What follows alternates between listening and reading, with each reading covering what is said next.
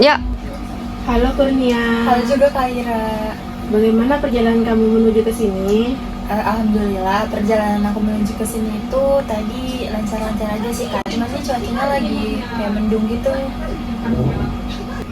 Oke Kurnia, di sini tuh aman banget. Aku nggak bakal ngejat kamu. Apa yang kamu ceritakan di sini tuh aman. Boleh tahu kita enaknya manggilnya apa ya? Nia aja Kak, boleh. Oh, Oke, aku boleh tanya nggak kalau akhir-akhir ini perasaannya Nia gimana?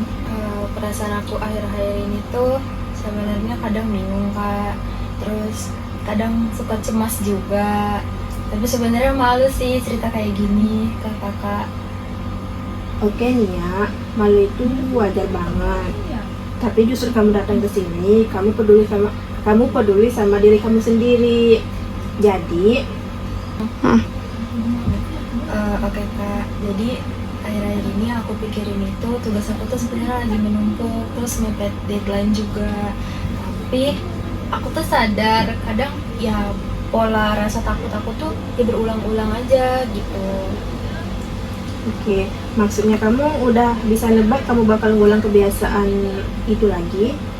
Ya karena kan aku suka menunda tugas ya Kak, setiap dosen itu memberi tugas kepada mahasiswanya, pastinya tuh aku selalu mikir kayak ya udah deh bisa dikerjain besok lagi gitu. Tapi sampai mepet deadline tuh kadang aku tuh belum ngerjain tugas, makanya muncul rasa cemas di dalam diri aku kayak gitu. Jadi tadi aku kan bilang tuh polanya berulang itu ya itu Kak, gara-gara aku sering nunda tugas makanya selalu terulang-ulang gitu. Oke, sebelum kita ngomongin kebiasaan nundanya, aku pengen tahu dulu sebenarnya kamu itu pengen jadi mahasiswa yang kayak gimana? Sebenarnya aku pengen jadi mahasiswa yang disiplin ya Kak. Kalau dapat tugas itu langsung dikerjakan, gak menunda-nunda tugas, jadi tuh terstruktur hidupnya. Kenapa itu penting banget buat kamu? Coba jelasin lebih dalam. Soalnya tuh capek banget Kak rasanya kalau misalnya nunda tugas. Kayak aku sadar selama ini yang aku lakuin itu tuh ternyata salah. Walaupun aku kadang juga sadar juga aku selalu mengulangi kesalahan yang sama gitu. Kayak ngerasanya itu tuh capek dikejar-kejar sama deadline, kayak nggak pernah tenang gitu hatinya. Oh, jadi kamu pengen hidup yang lebih tenang, lebih stabil, nggak tiap minggu deg-degan gitu dengan panik ya? Iya Kak, aku pengen ngerjain tugas itu dalam kondisi aku yang udah siap, dengan kondisi aku yang tenang. Kalau kamu bisa kayak gitu, apa yang bisa kamu rubah dari diri kamu? Mungkin aku bisa lebih pede ya Kak, yang pastinya kalau misalnya mengerjakan tugas itu nggak mepet deadline. Dan juga lebih percaya sama diri aku sendiri. Terus aku tuh nggak ngerasa kayak kok aku kayak gini terus sih gitu. Nggak bakal tuh ada pikiran yang seperti itu. Dan juga yang pastinya bisa memperbaiki IPK aku. Jadi yang kamu cari itu bukan hanya menyelesaikan tugas ya, tapi kamu pengen ngerasa bangga sama diri sendiri, pengen ngerasa kamu tuh bisa dipercaya sama diri kamu sendiri. Iya benar Kak, kayak gitu sih yang aku rasain sekarang Kak. Oke, sekarang kita pelan-pelan lihat kenyataannya. Misalnya dosen kasih tugas hari Senin, deadline-nya minggu depan. Apa yang langsung muncul di pikiran kamu? Aku tuh biasanya Kak, kalau aku mikir tuh kayak gampang lah ini dikerjain besok lagi aja gitu. Dan kalimat itu bikin kamu merasa, Ya aku ngerasa tenang gitu, akhirnya kan aku santai ya. Jadi ya aku nyantai-nyantai aja selama tugas itu masih jauh deadline. terus setelah itu kamu ngapain aja? Aku main game, terus scroll sosial media. Ya kadang-kadang juga aku nonton YouTube gitu doang sih Kak kerjaannya. Kalau lagi main game itu kamu emang lupa tugas atau sebenarnya sadar tapi milih menikmati hidup? Sebenarnya sadar ya Kak, tapi ya gimana ya bilanginnya, aku juga selalu bilang ke hati aku sendiri kayak ya udahlah tenang aja kan masih ada hari esok gitu. Jadi aku tetap ngelakuin hal-hal yang tadi sih kayak scroll TikTok dan lain-lain gitu. Jadi kamu sebenarnya lagi meyakinkan diri kamu sendiri bahwa semuanya akan baik-baik aja walaupun kamu belum selesai tugas itu. Iya kak, benar seperti itu. Dan biasanya kapan rasa santai itu berubah jadi panik? Biasanya nih kak, kalau misalnya dari santai-santai menuju rasa panik gitu, biasanya H-2 deadline, bahkan kadang aku lupa deadline tugasku kapan ya gitu. Tapi ya aku udah mulai panik tuh kalau udah H-2 atau H-1 gitu kak. Terus paniknya yang kayak gimana? Aku tuh deg-degan, pastinya deg-degan, terus pikirannya tuh kayak kemana-mana deh, kayak nggak fokus ujung-ujungnya, terus menyalahkan diri aku sendiri. Contohnya kayak kenapa ya kemarin gak dikerjain, kenapa ya bisa santai-santai. Aku sebenarnya sadar kak sama hal itu. Setelah selesai dan kamu ngerasa capek banget itu, kamu ngomong apa ke diri kamu? Aku ngomong kayak, misalnya nih aku udah ngerjain satu tugas yang udah mepet deadline, terus aku udah ngerjain tuh tugas itu, aku bilang kayak gini ke diri aku sendiri, ya udah deh, nanti kalau misalnya dikasih tugas lagi sama dosen, besok nggak boleh ngelakuin hal yang sama gitu, harus lebih produktif lagi, harus lebih terstruktur lagi gitu. Jadi kamu tuh bukan nggak sadar, kamu sadar banget tapi tetap memilih pola yang sama. Iya kak, seperti itu ya. Sekarang aku mau kamu jujur.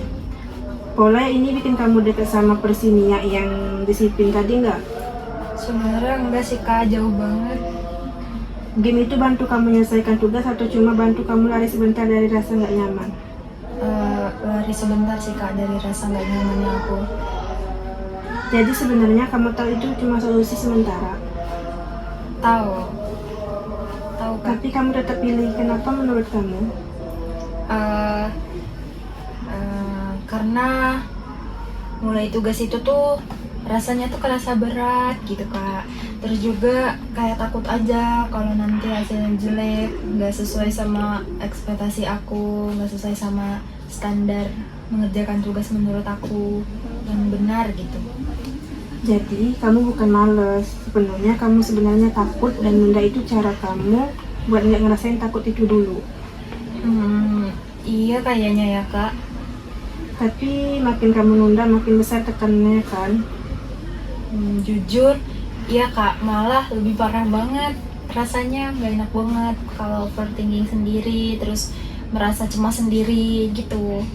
Jadi kalau diringkas, kamu lagi milih nyaman 3 jam sekarang tapi bayar stres 2 hari kemudian. Iya sih kak, kalau dijelasin gitu tuh kedengarannya jelas banget kayak gitu. Dan yang penting itu pilihan kamu, bukan dosennya, bukan tugas, bukan waktunya. Iya sih kak, itu pilihan aku. Oke nih ya, kita nggak akan bikin janji besar kayak mulai sekarang gue berubah total. Tapi itu biasanya cuma tahan seminggu. Kita bikin kecil aja tapi realistis. Kayak kalau dapat tugas hari ini, hal paling kecil yang bisa kamu lakukan apa? Kalau ditanya hal yang kecil ya kak, mungkin aku buka dulu tugasnya, terus memperhatikan detail perintah dari dosennya sih kak. Oke, setelah baca, apalagi yang masih ringan tapi udah termasuk kamu mulai? Bikin kerangka kasarnya, contohnya kayak kalau aku udah tahu nih detail tugasnya, langkah selanjutnya mau gimana ya gitu. Itu dulu mungkin kak. Oke, berapa menit ya realistis? Ya, bukan yang ideal tapi yang benar-benar bisa kamu lakuin kalau lagi malas. 30 menit mungkin kak, perkiraan dari aku. Oke, 30 menit fokus HP gimana? Mungkin aku bakal mencoba ya kak untuk ada pesawat HP biar gak keganggu juga. Terus tuh HP-nya jangan ditaruh di dekat, soalnya kan kalau taruh di dekat aku kan pasti bakal aku buka tuh. Ya mungkin aku bisa agak menjauhkan sedikit HP-ku biar gak buka-buka HP gitu. Oke, bisa kamu lakukan pada minggu ini? Insya Allah kak bisa, aku mau coba nanti. Kalau kamu nggak lakuin? Ya berarti aku yang memilih untuk nggak ngelakuin. Nah, itu kamu mulai sadar bahwa kamu selalu punya pilihan dan setiap pilihan ada konsekuensinya. Jadi, hari ini kamu sadar satu hal penting. Kamu bukan korban kebiasaan, kamu lagi bikin pilihan tiap hari. Dan pilihan itu bisa kamu ubah sedikit demi sedikit. nggak harus langsung sempurna, yang penting kamu sadar dan tanggung jawab. Iya sih kak, kakak benar juga. Rasanya itu tadi kayak dikasih cermin gitu, kayak lebih jelas gitu. Bagus, minggu depan kita lihat lagi, bukan buat nyalahin, tapi buat lihat kamu milih apa. Oke, terima kasih banyak ya kak untuk arahannya. Oke, sama-sama Nia. Oke, aku pamit dulu ya kak, terima kasih sekali lagi.